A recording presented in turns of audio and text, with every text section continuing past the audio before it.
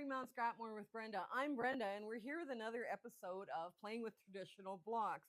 This one I'm calling Zig and Zag. This is a very traditional block as it's a chevron. Basically, we're going to be making 4 chevrons, and then we're going to be putting together so we create a 12.5-inch block. And this is going to be beautiful. You're going to have lots of larger size bonus triangles to play with. It'll be great. But first, our shout out. My shout out today is Libs Elliott. Now, she is a fabric designer and she creates patterns, and her stuff is just amazing. Now, her YouTube channel is going to be in our show notes below. And I think she has a website as well. So we're going to try and find that and put that in the show notes as well. Now, we also have a Facebook group in those show notes, and that's growing rapidly. We're having lots of fun.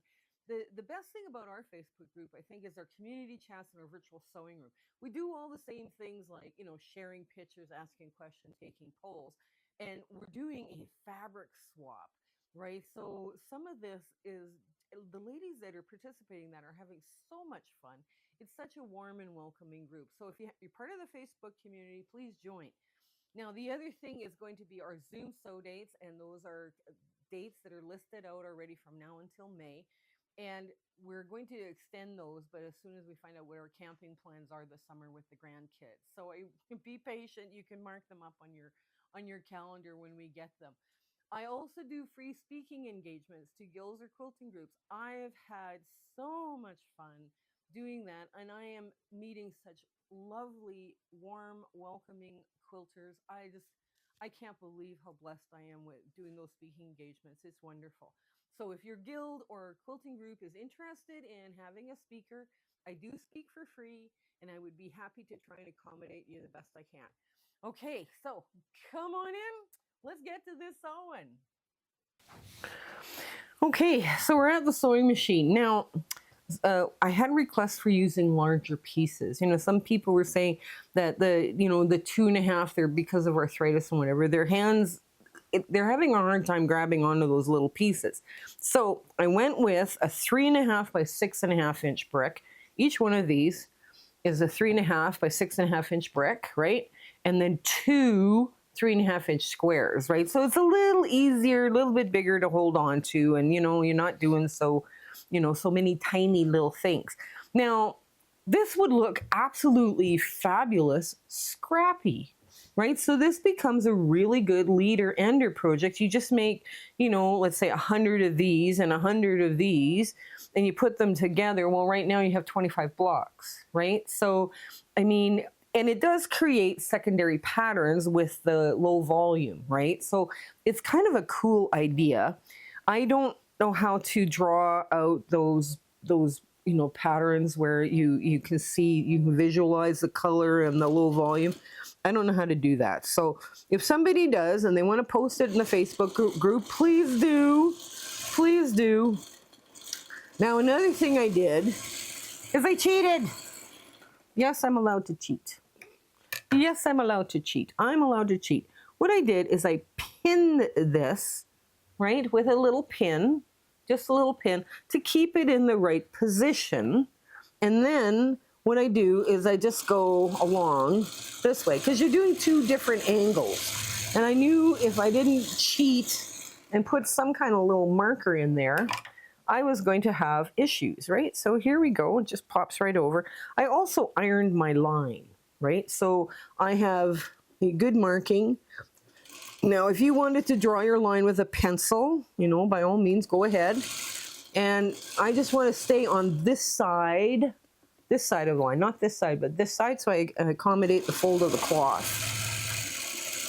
But this is a really quick way of doing this.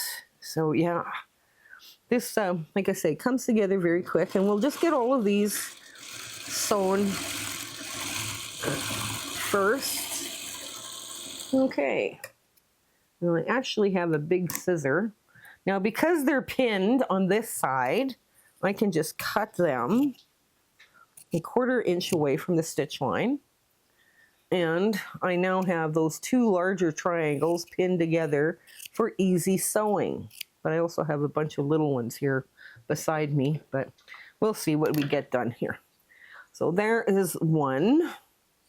And I have good coverage on both, so I might as well run this through. Now, some people say they draw the line and then they sew on both sides at the same time. You can, except when you don't have good coverage, right? You have to unpick two different seams. And like this, I actually ended up sewing, just a sec here, I actually ended up sewing over this line. So I have to unpick this a bit, just a sec, hang on. You know what? It's okay. It's okay to make mistakes. You just unpick a few little stitches here and there.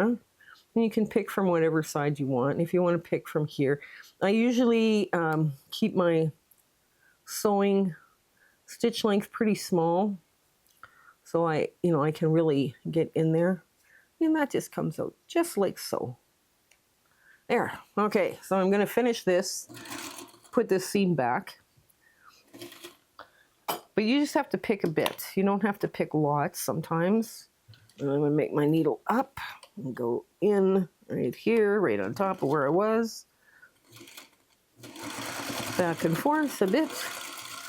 There we go. Run another one through.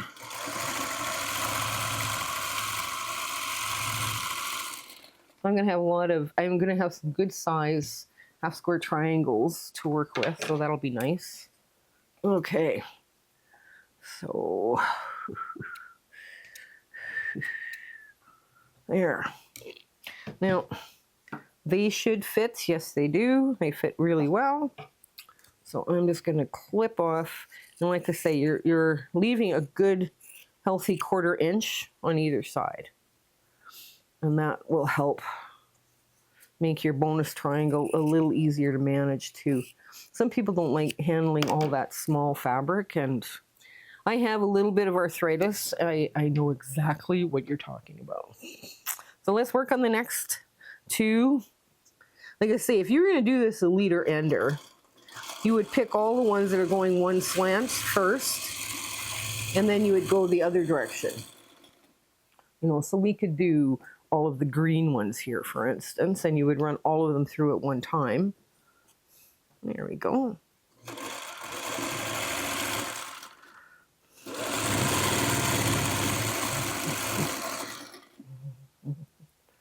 Here, I'll just get all that. Get all the green ones out first.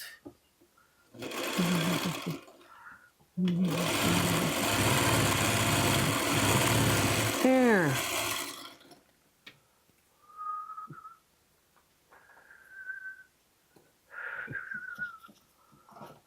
Now I'm just going to flip this over, make sure I've got good coverage. Yes, I do. Give it a quick trim. When I go lay it down, I'm going to make sure I don't catch this again like I did the last time. And I'm just going to finish doing... Yeah, you could have fun with this one. You could put all sorts of different colored neutrals, low volumes with this, and use the little triangles for a border. That would be fun. That would be cute. Okay. Oh, I should leave that back in there. Put that in, cut it off, because it fits. There we go. And yeah, it was, people are saying, oh, they're shy to ask questions or ask for this or for that, or, I would like to do blocks like this. Do you have any cheats for this or that? Or don't be afraid to ask, because I have lots of ideas, and if I can take one of my ideas and present it to you to address something you wanted to learn, I mean, we're both in a winning situation. And if you're asking the question, chances are someone else is too, so don't be afraid to ask. Okay, yes, I got good coverage. There. There we go.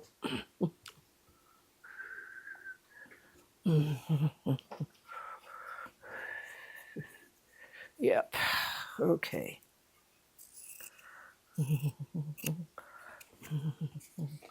And now we'll do the purple. We'll start on the purple. Okay.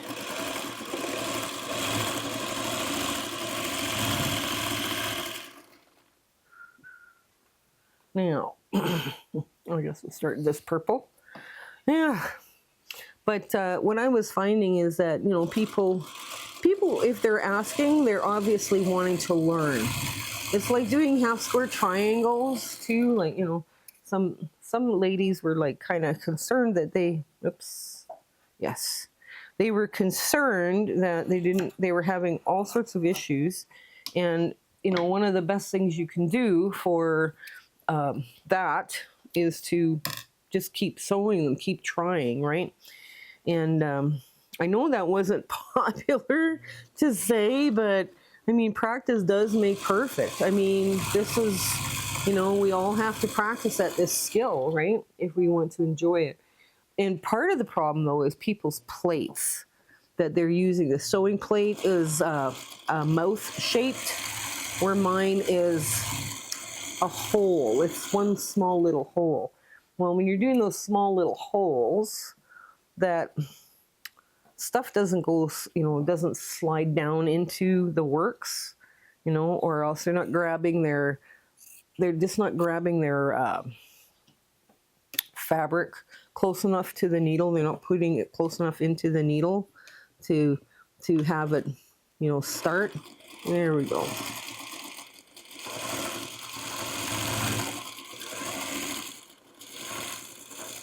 Okay, there. Okay. Yep, good.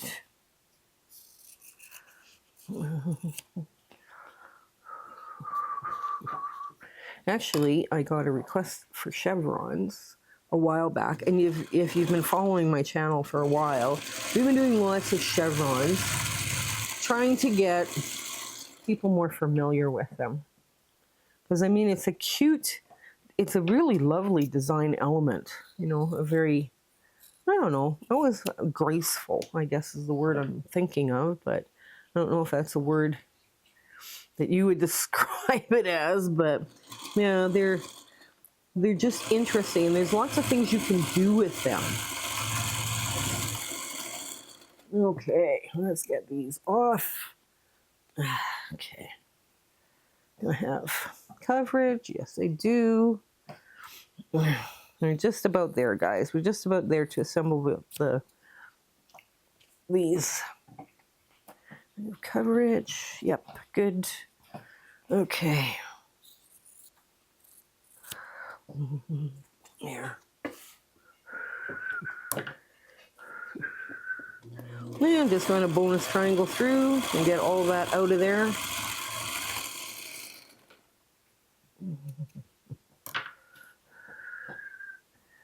Now, if you need, I made a video about how to assemble bonus triangles together, the easy way. So that's something that you can look up here. It's because with all these bonus triangles, I try and make things like pinwheels or hourglasses or something out of them, right? Okay, so let's get these together. Now we have to figure out which one is dark, right? Which one of these is dark and which one of them is light. That way we get them to nest well. And I'm going to say the green is dark on this block just because. So one you press under and one you press over, and then you nest in there. And I'm going to change feet because what's a video of mine without a foot change? It's one of these ongoing, oh, we have to change feet again. Yeah, I know. Oh, well. Okay, so what we're going to do is we've nested that up nice and tight. And now we're going to go and we're going to push the green in and the blue or the purple down. So we've got a really tight nest. And as soon as I get this off the machine, I will show you. And then match up your endpoints here.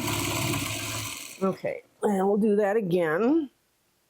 The green goes in like that. And you press. And then the green goes in again. So instead of it shouldn't be pressed out, it should be pressed in. And that way you're going to get a nice tight nest. And you're going to have a really lovely sharp point. And once you make that last, then you match up the ends. And there we go. Now I'm just going to show you what I'm talking about. Here, get this off. Okay, now this is what I'm talking about. So one is going in, the green's going in, and the purple is going out, right? So every second block now gets done like this. Why is that wrong? Oh, there it is. There it is, just like that, right? Okay, we're gonna do the other two, and then I'm just gonna show you how you play around with this. Okay, now here on this row, the green is going to be on top, and you're going to push that in and let the blue, the purple, be out, point out. There we go, right over, and you line it up, you get a nice tight nest. There we go. Now your nest is at an angle, right? So that might be a little confusing for people, but it works now. Okay.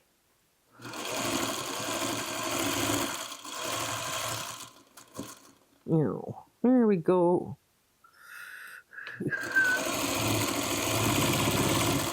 Oh, nice and nice. Okay. Now, see this? This is how that goes. Now, if you continue to do this and you press them, then the line will form. This will also be, this one is already pressed in, right? So it'll create a line. All of them will nest. Now, you put this up like that and put this up. I'll just get this off the machine. Now that I found my big scissors, finally, after weeks of not knowing where it was. I knew I had it, but I didn't know where it went. So anyways, okay, so here we are. Now there's a couple of ways you can line up this block.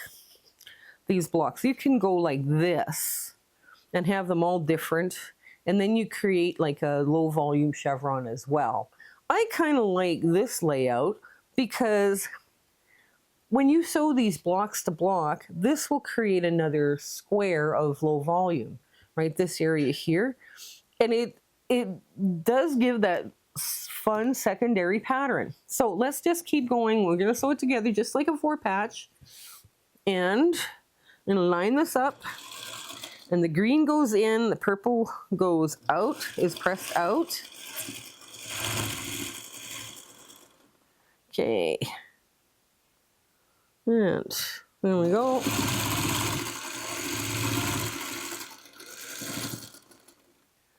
Okay. And again, the green goes in, the purple gets pressed out, so we're pushing this down and in. There we go.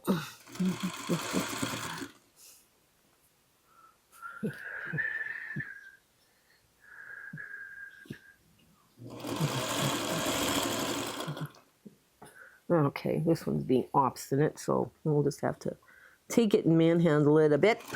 That's okay. That's okay. I finally figured out what the squeak is. It's my foot pedal, and I don't know if I can oil it, so I might have to go get a new foot pedal for my 301A. Every time I touch it, it kind of makes a little squeak or chirping noise, because you guys were kind of concerned about the chirping that was going on. Okay, now, the points you want to match up are this point, that point, and this point, right? So, if you've got this going in, the green's going to go in at this point here, right? So now you're going to press it in so it gets there. Now you have to decide whether which direction you're flipping, right? Whether you're flipping in or out. So I'm just going to go like that. And I got a nice tight nest there. And I'm going to put this the other way. Let's see. This point, I can either pin. I think I'm going to pin. I think I'm going to pin because I want to make that point right there, right at the top of the point here, and right at the top of the point there. There we go. Come on. There. So And this is just another quick little cheat. You push it in right at the point. You take it all the way up, and it's all been it's all pressed the right way. Okay. So it should lie relatively flat. Here we go. And now you line up the next ones.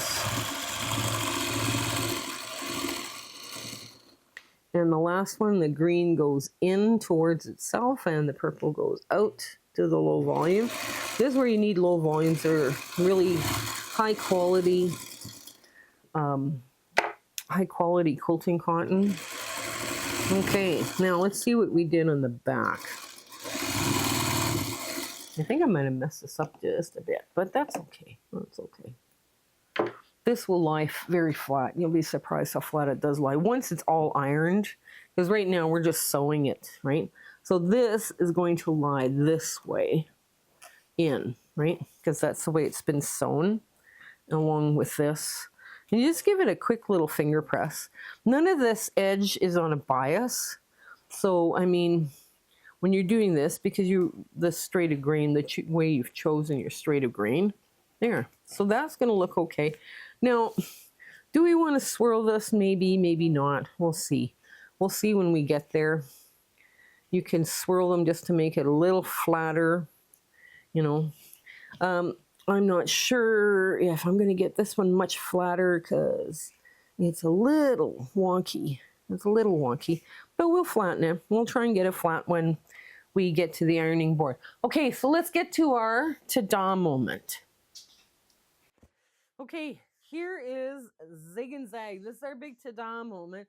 Now, like I say, this one creates secondary patterns throughout the quilt, and it would be so much fun. You could also put one, you know, like this way and one that way. I mean, if you wanted to, it would be fun.